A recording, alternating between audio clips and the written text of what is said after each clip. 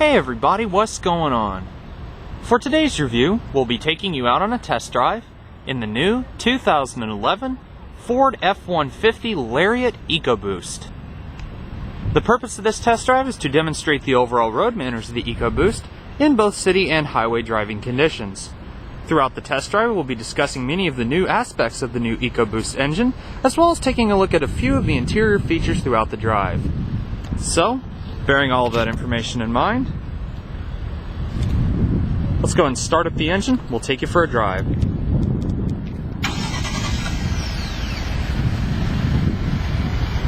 This particular Lariat has the red candy metallic tinted clear coat exterior.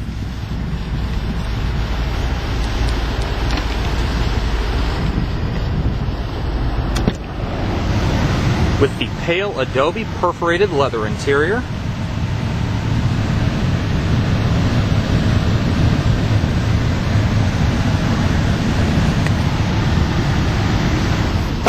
Let's go ahead and set you guys up and we'll take you on a drive.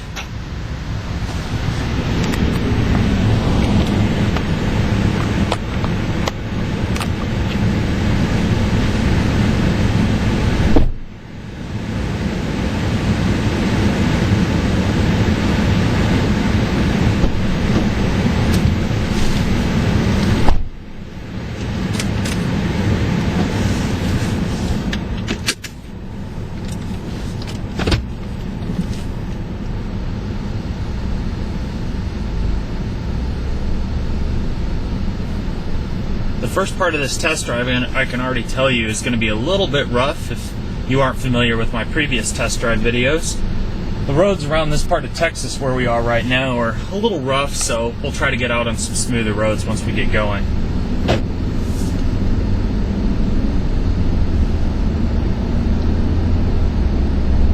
The first thing you notice right off the bat when first driving the EcoBoost is the extreme amount of quietness that you get throughout the interior.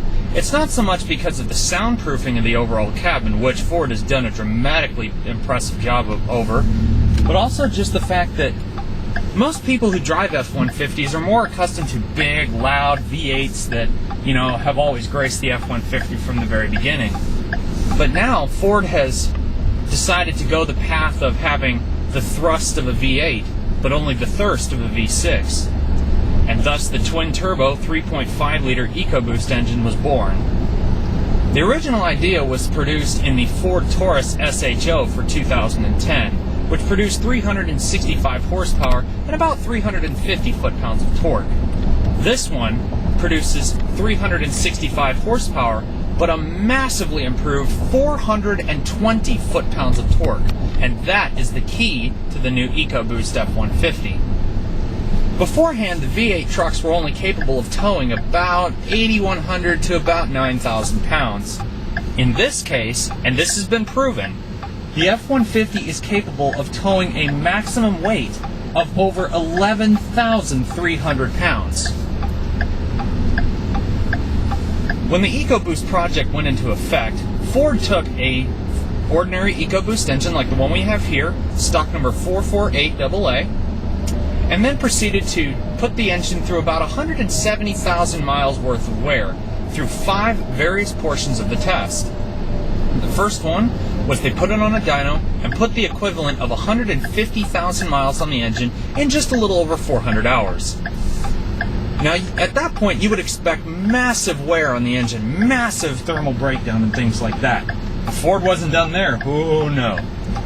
For the next part, while the engine was still on the dyno being abused during that 400 hours, they pumped coolant that was frozen down to minus 20 degrees Fahrenheit and shot it through the engine and basically froze it down to solid ice.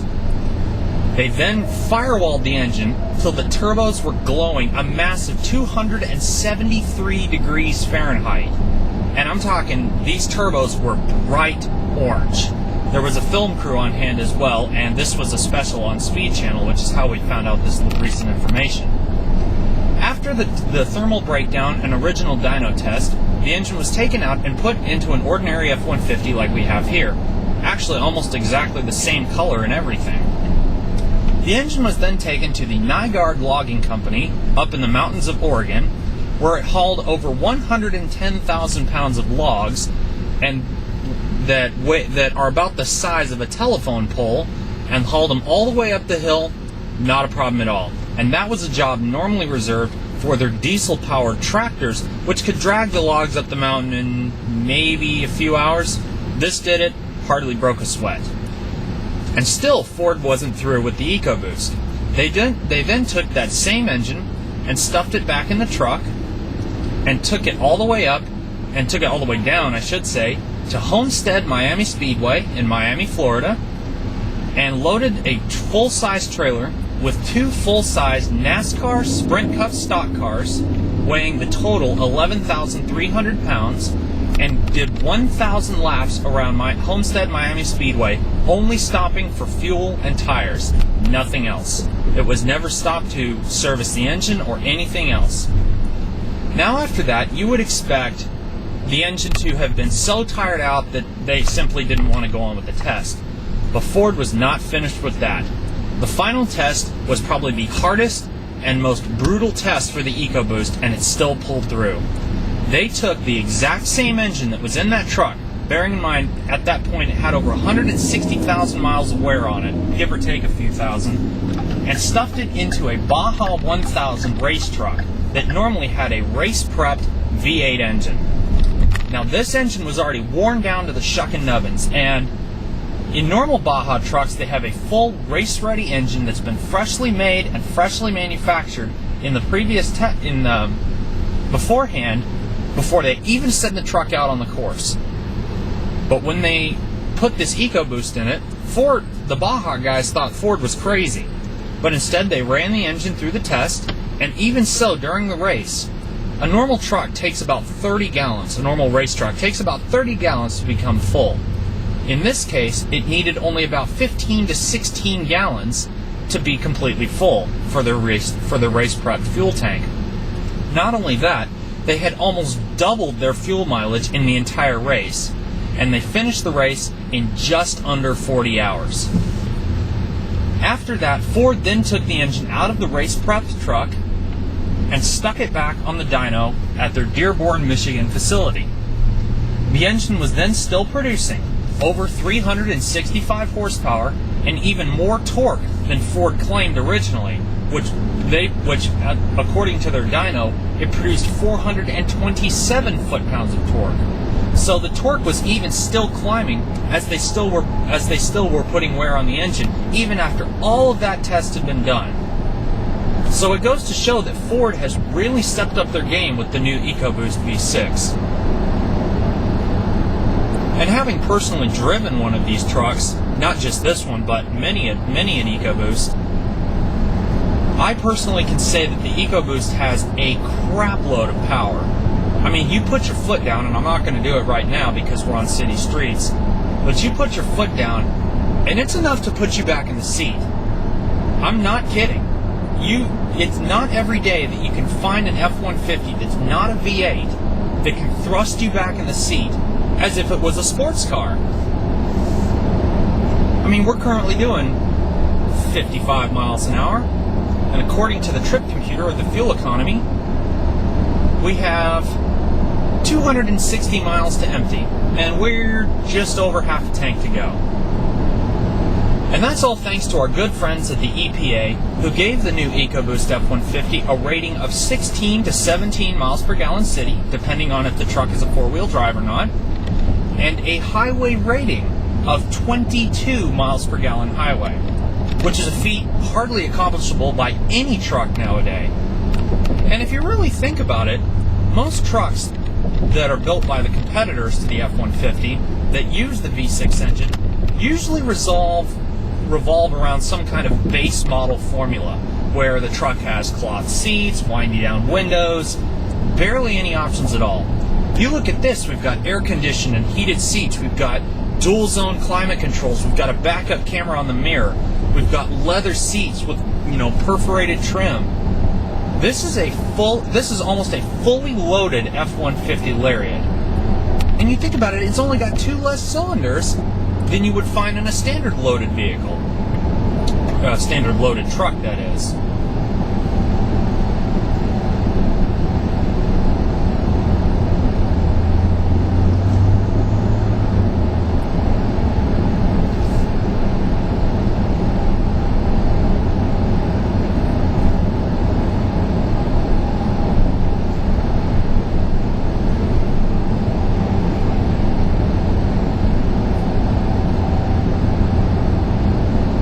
this point, we'd normally be evaluating this truck based on its competition. But like I said, you really can't think of another pickup truck that's not a V8 that can compare with the EcoBoost that's in this truck. Many of Ford's competitors, including General Motors, Daimler Chrysler Division, which makes the Dodge Ram, and even Toyota and Nissan, have been trying to compete with Ford's overall new program. And so far, I hate to say it, but they've actually failed. I mean, sure, they compete in more V8 categories for sure, but as far as V6s go, the EcoBoost is completely in a class of its own. Let's roll down the window here, because I want to let you listen to these turbos. Let's see if we can get a little something going under this bridge here. It's actually quite nice out, too. It's not as hot as you may think.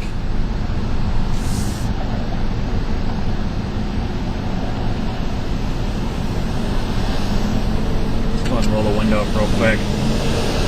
I'll wait till we get under the bridge here just up in front of us.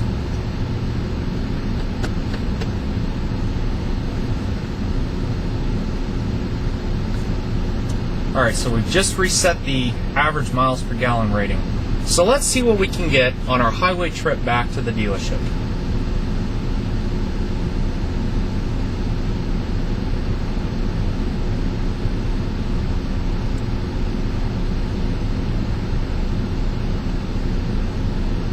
Now when we get on the freeway, I want you to watch the speedometer and how quick this thing can pick up speed.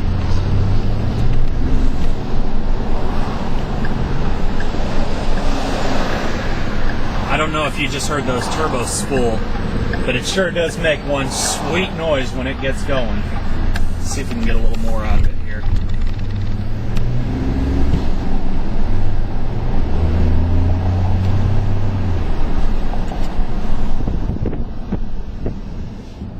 So we're now doing 50 miles an hour. We're getting ready to get on the freeway.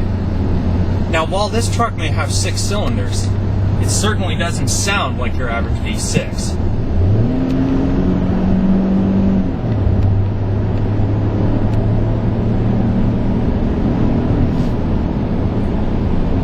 I'm not going to tell you how fast we just went, but that speedometer just climbed like a Mustang.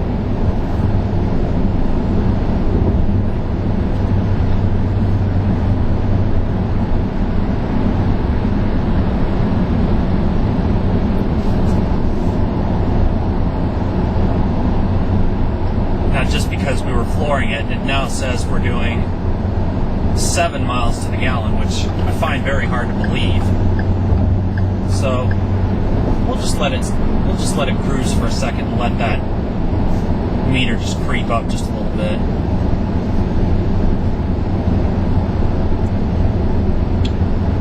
Okay, now we're doing almost 9 miles to the gallon. So it goes up extremely fast throughout highway driving. Recently, I had the opportunity to take one of these Lariats, or an EcoBoost F150, all the way out to the city of Dallas and back. And on that trip, I can personally tell you that that truck did 24 miles to the gallon, and I was being very light-footed the whole way.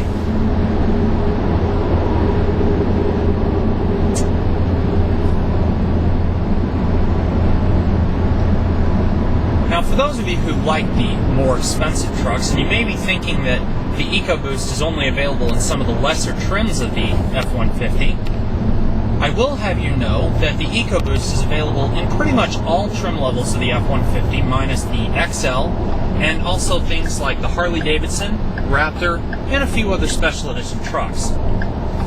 But believe it or not, you can even get the 3.5 EcoBoost V6 in a King Ranch or Platinum F-150, and those trucks are normally reserved for the V8 engines.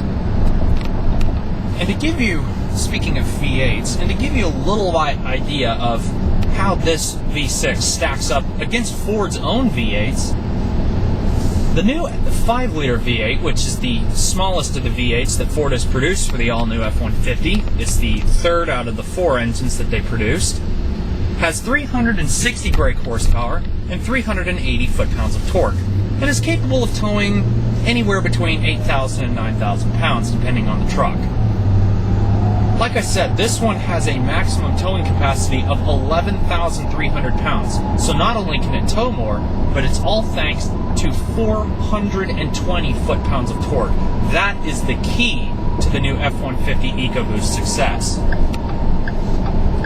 Recently, commercials have been put out about the new F-150 and comparing it to its new competition. And while other brands may bash the new V8 version, there is literally no other commercial out there for the EcoBoost other than Ford's own, because the competition has realized that unless you can find a way to match the EcoBoost level performance, reliability, and overall just the way it acts compared to a normal V8 F-150, you can't find one. You cannot find a piece of competition that can stack up against the EcoBoost, period.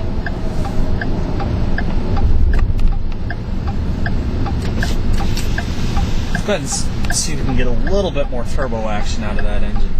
I know how much you turbo heads love this kind of stuff.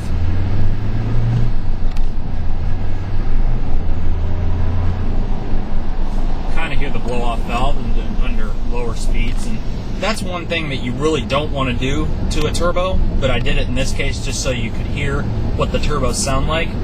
If you boost an engine at lower RPMs and you only low boost it all the time and you never really get it up in the higher RPMs where the torque is, and in this case it's actually low-end torque because the torque actually kicks in at about anywhere between 1,850 to 2,000 RPM. We'll give it one last blast just for grins.